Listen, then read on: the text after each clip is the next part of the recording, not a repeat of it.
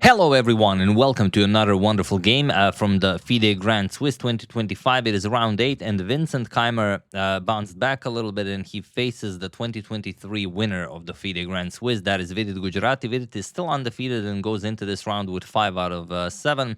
So a win in this game would get him very much closer to that spot in the candidates tournament. It's a wild game. Pretty sure you guys will enjoy it. Let's check it out. Vincent with white opens with pawn to e4. We have pawn to e5. Sorry about that. And knight to f3. We have knight to f3. We have knight to c6 and bishop to b5. Ruy Lopez is on the board. We have knight f6, Berlin defense, and pawn to d3. We have bishop to c5. Bishop captures, d captures, and castles kingside. So this has been played a million times. We have knight to d7. I like to say that you can play a lot of moves here. It's important to defend that e5 pawn. You can go knight to d7, you can go queen to e7, you can pin the knight with bishop to g4, bishop back to d6 has even been played. So many moves are possible here. Vidit opts for knight e7, and now c3 is the sort of a common move here. Pragnananda played it once against Gukesh, or rather this year in the Tata Steel Masters tournament. Their game ended in a draw. But here we have knight b to d2, and now pawn to a5, and this is now very rare. Usually everyone just castles here.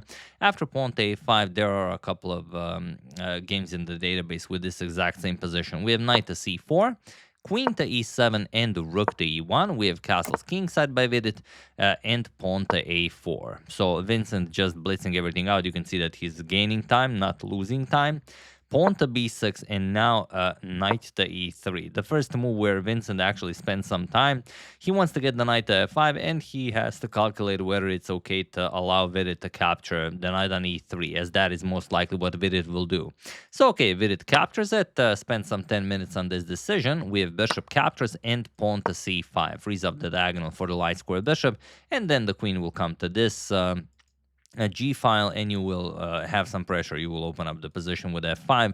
So Vidit has a lot to play for here. We have knight to d2 by Vincent, bishop to b7, and pawn to b3. We have queen to e6, now going after the g6 square, knight to f1, queen to g6, and knight to g3, blocking the black queen, so you're not afraid to open up the diagonal. We have pawn to f5, e captures, and now rook captures. Of course, knight captures is not possible. There's a checkmate on g2.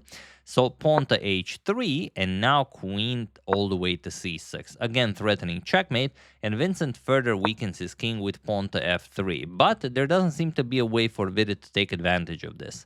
So he goes rook to f6. We have bishop to d2, trying to shift the bishop over to this diagonal, and rook to g6, putting pressure on the knight, and king h2, defending the knight with the king. We have queen to d6, and now how do you stop pawn to e4?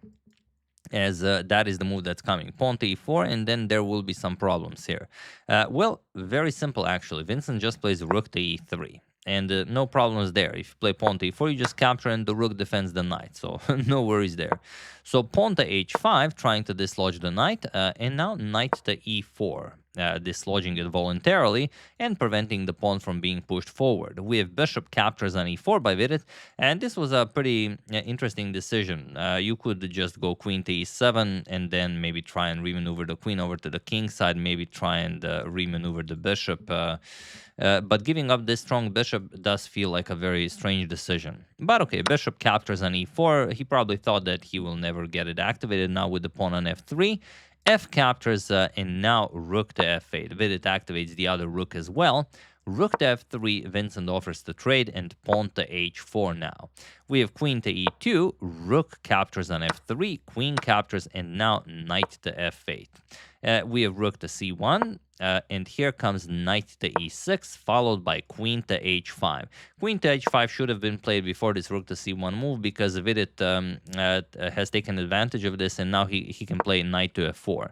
Now the rook is nicely defended, and the bishop captures on f4 doesn't really do all that much. And you can move the queen. But okay, bishop captures on f4. We have e captures on f4, and now pawn to e5, trying to kick away the queen from the defense of the rook.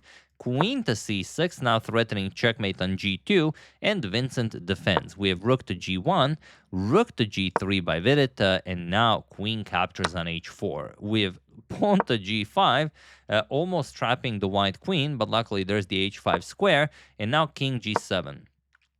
Keeping the white queen on h5, as you can't really move the queen anywhere. All of the squares are covered.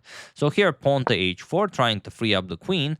We have queen to g6, offering a queen trade, and Vincent happily trades. We have captures, captures, and the rook to e1, getting ready to advance the passed pawn. We have rook to e3, blocking, and now pawn to h5 with check. Sacrificing a pawn, king captures, rook captures on e3, f captures, and now what would you play here? There's only one move that doesn't lose the game for Vincent. I hope you're not thinking of king g3. You have to play with your king in the endgame, and it's important to go forward.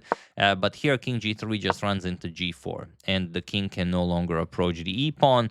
And whatever you play, e6, just king g6. You stop the pawn, and this can never happen, as then you are too far away to stop the passed e pawn.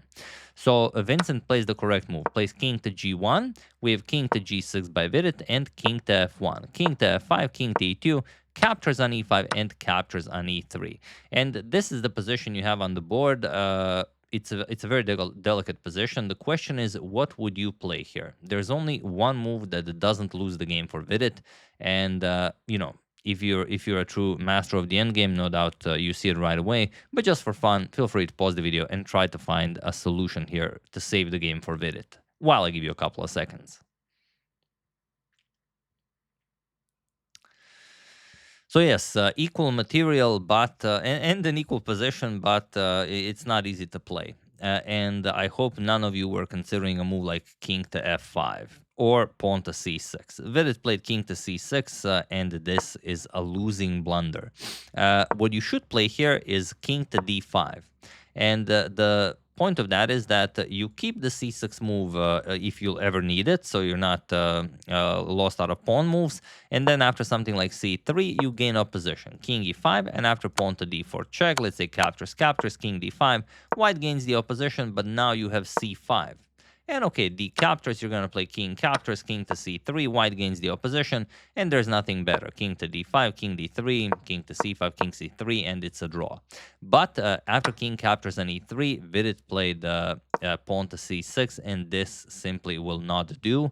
As now Vincent, well, there are a couple of moves you could try here. How would you exploit pawn to c6? What would you play here?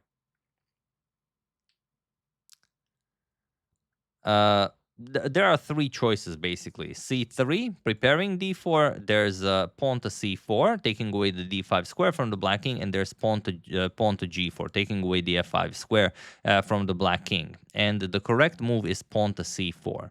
If you try pawn to g4, it seems like it's the same idea. You take away one of the squares of the black king, but then after king d5, you cannot achieve opposition. And after you move king f3, now king d4, you're even losing the game. So you always need to have that opposition. So pawn to c4, taking away d5 from the black king, king f5 by Vidit, and now king f3, gaining opposition. And now Vidit just played king to f6, and he allowed Vincent in. The problem is if you try king to e5, then king g4, and the race is not in your favor. Captures, for example, king c3, you can play pawn to g4, king captures on b3, king to f4, king captures on a4, pawn to g5, and now after pawn to b5, captures, captures, pawn to g6, pawn to b4, g7, black is nowhere near to finish this race. Queen a2 check, you pick up the pawn, easy victory. So after king to f3, Vidit went back, king to f6, and now comes king to e4.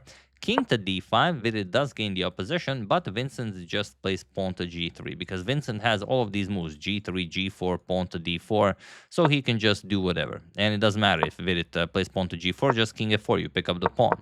So Vidit tries king back to f6, now pawn to g4 again. Vidit again gains the opposition, but now Vincent again has a pawn move. Pawn to d4, c captures on d4, king captures on d4, and king to d6. Vidit once again gains the opposition, but there's a problem. And I'm sure you guys see it now as you are amazing endgame players.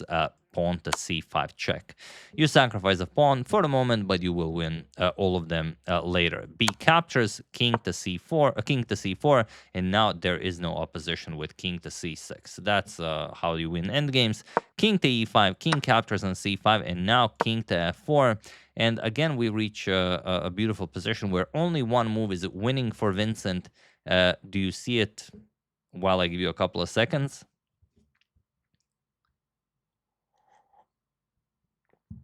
Of course, it is the move that wins every game, and that is pawn to b4.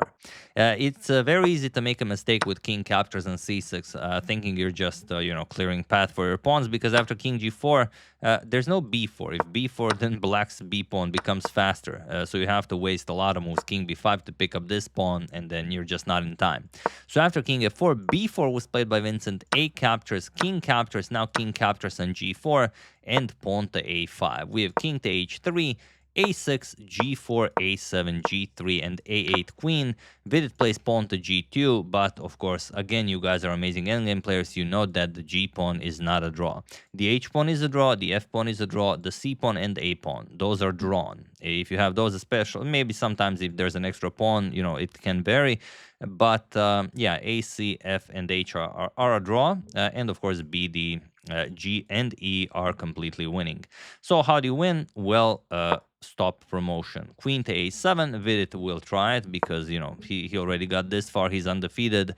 Vincent might blunder. It's not unheard of. Queen to f2. Stop promotion. King to h1. Queen to h4 check, and you force the black king in front of the pawn. King to g1. Now king to c3. And he was in this position on move 63 that Vidit Gujrathi resigned the game. As there is nothing more to be done here. He suffers his first loss in round 8 of the FIDE Grand Swiss at the hands of the highest rated German player, Vincent Keymer. And here, the rest is pretty much straightforward. You do the exact same thing you were doing up to this point.